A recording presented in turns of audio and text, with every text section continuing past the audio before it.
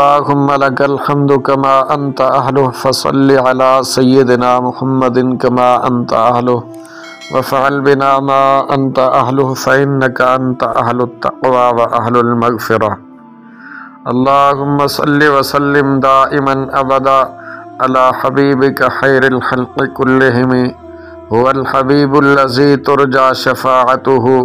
لكل حول من الأحوال مقتحم.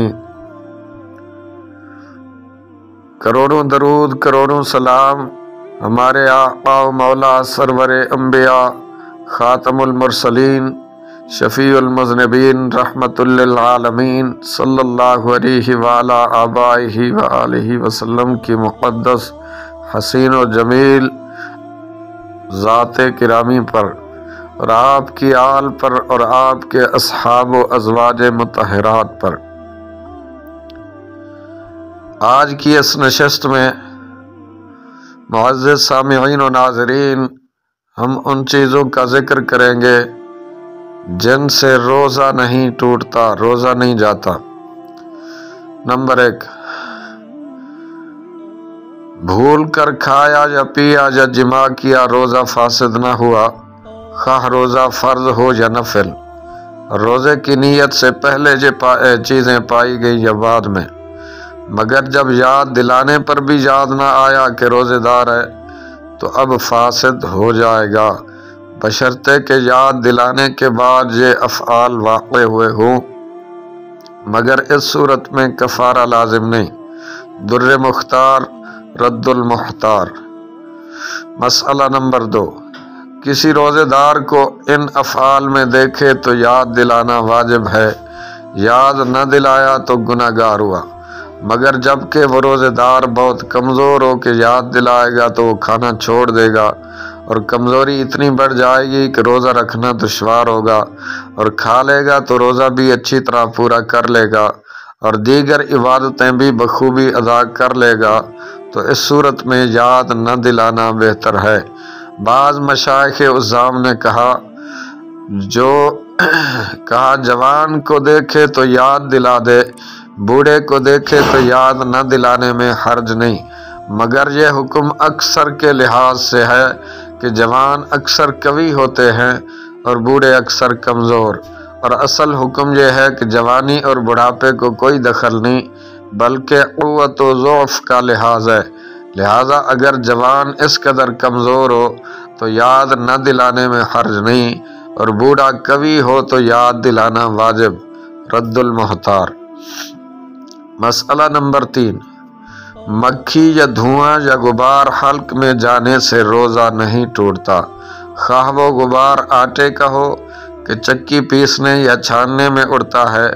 یا غلے کا غبار ہو، یا ہوا سے خاک اڑی، یا جانوروں کے کھر یا ٹاپ سے غبار اڑ کر حلق میں پہنچا، اگرچہ روزے دار ہونا یاد تھا، اور اگر خود قصدن دھواں پہنچا تو فاسد ہو گیا، جبکہ روزے دار ہونا یاد ہو، خواہ وہ کسی چیز کا دھواں ہو اور کسی طرح پہنچایا ہو، یہاں تک کہ اگر بتی کی خوشبو سلگتی تھی، اس نے منہ قریب کر کے دھوئیں کو ناک سے کھینچا، روزہ جاتا رہا۔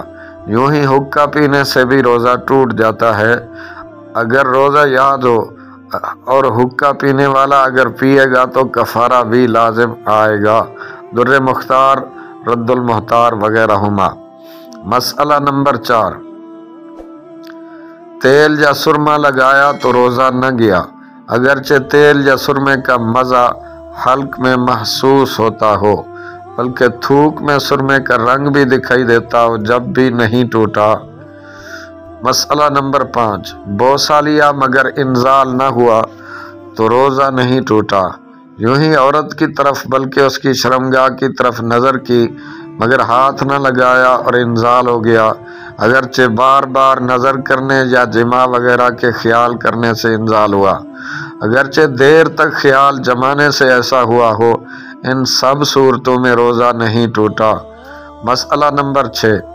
غسل کیا اور پانی کی ٹھنڈک اندر محسوس ہوئی، یا کلی کی اور پانی بالکل پھینک دیا، صرف کچھ تری منہ میں باقی رہ گئی، تھوک کے ساتھ اسے نگل گیا، یا دوا کوٹی اور حلق میں اس کا مزہ محسوس ہوا اور تھوک نکل گیا مگر تھوک کے ساتھ، یا ریڑھ چوسی اور تھوک نکل گیا مگر تھوک کے ساتھ ریڑھ کا کوئی جز حلق میں نہ پہنچایا، کان میں پانی چلا گیا یا تنکے سے کان کھجایا اور اس پر کان کا میل لگ گیا، پھر وہی میل لگا ہوا تنکا کان میں ڈالا اگرچہ چند بار کیا ہو، یا دانت یا منہ میں خفیف چیز بے معلوم سی رہ گئی کہ لعاب کے ساتھ خطی اتر جائے گی اور وہ اتر گئی،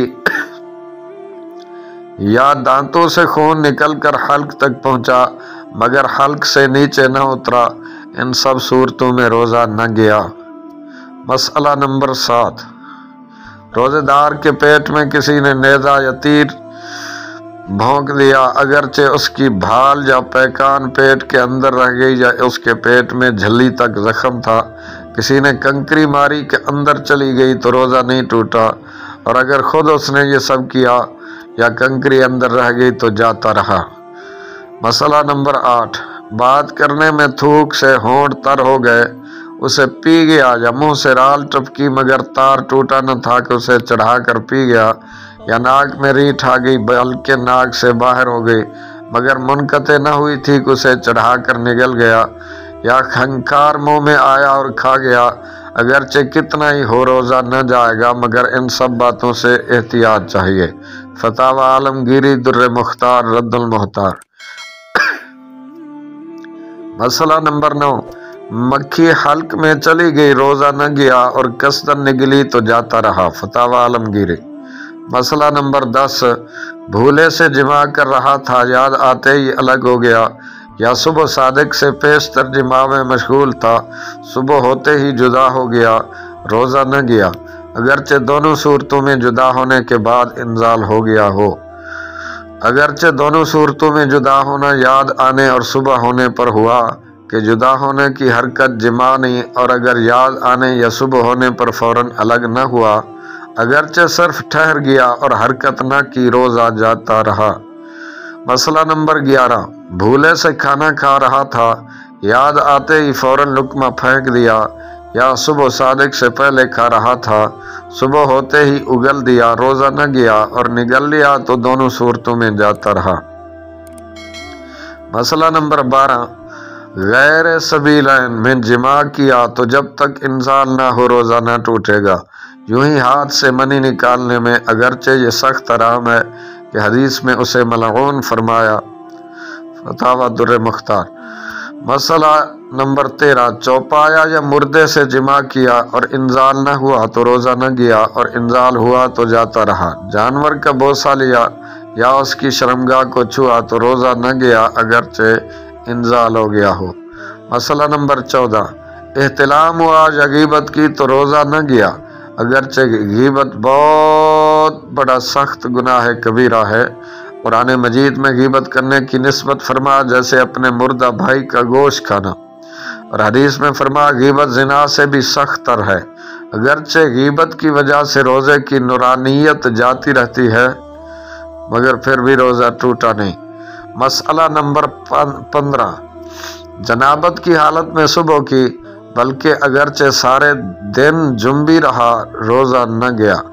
مگر اتنی دیر تک قصداً غسل نہ کرنا کہ نماز قضا ہو جائے، گناہ و حرام ہے۔ حدیث میں فرمایا کہ جنبی جس گھر میں ہوتا ہے اس میں رحمت کے فرشتے نہیں آتے۔ مسئلہ نمبر 16، جن یعنی پری سے جماع کیا تو جب تک انزال نہ ہو روزہ نہ ٹوٹے گا،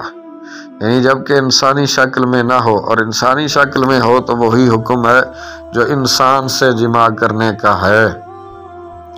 مسئلہ نمبر 17، تل کے برابر کوئی چیز چبئی اور تھوک کے ساتھ حلق سے اتر گئی تو روزہ نہ گیا مگر جب کہ اس کا مزہ حلق میں محسوس ہوتا ہو تو روزہ جاتا رہا۔ فتح القدیر بہار شریعت جلد اول حصہ 5 صفحہ نمبر 981 تا 984۔ واللہ اعلم عز وجل ورسولہ اعلم، صلی اللہ تعالی علیہ وآلہ وسلم۔